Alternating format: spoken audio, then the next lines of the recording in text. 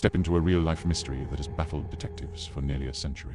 This isn't a story from a horror movie. This is the chilling tale of room 1046 at the Hotel President in Kansas City. It all began on a cold January day in 1935. A man, well-dressed, but carrying no luggage, checked into the hotel. He signed the register as Roland T. Owen. He was quiet, reclusive, and seemed to be hiding from something or someone.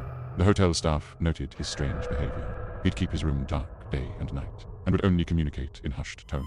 Maids entering the room would find him sitting alone in the dim light, seemingly lost in thought or listening for a sound no one else could hear. The only clue to his inner world came from a phone call overheard by an operator. A frantic voice on the other end, a man named Don, was met with Owen's simple, desperate plea. "Don, I can't. I've had enough. I have to leave." But he didn't leave. Instead, the mystery deepened. A maid reported seeing a note on his door.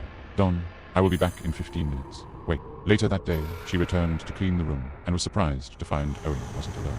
She heard two distinct voices inside. One was Owen's. The other was deep, guttural, and not entirely human-sounding. She knocked, and the strange voice gruffly told her they didn't need anything.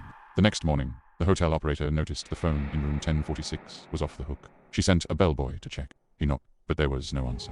Using a master key, he entered the room, which was still locked from the inside. The scene he discovered was horrific. Roland T. Owen was on the floor, bound with cords, his body bearing the marks of a brutal attack.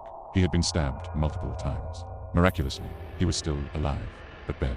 When police asked him who did this, he simply whispered, "Nobody," and I fell against the tub. He died shortly after at the hospital. The investigation hit a brick wall immediately. There were no signs of forced entry. The room was locked from the inside. No murder weapon was ever found. No fingerprints other than Owen's were discovered. Who was the second person in the room? How did they get in and out of a locked room without a trace? The name Roland T. Owen itself turned out to be a fake. His real identity was Artemus Ogletree, a young man from Alabama. The strangest part. Months after his death, his mother began receiving letters. They were typed and mailed from different cities Artemus had never visited. The letters spoke of a happy life, of travel and adventure, as if he was still alive. Who was sending these letters? Was it the mysterious Don, or was it the owner of that inhuman voice heard in the room? The case remains unsolved, a ghost story written in real blood. What really happened in room 1046?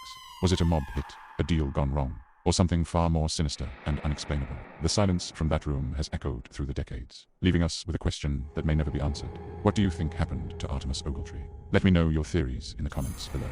This is just one of the many dark mysteries that history has left for us to ponder. If you found this story as fascinating as I did, make sure to hit that like button and subscribe for more dives into the unknown.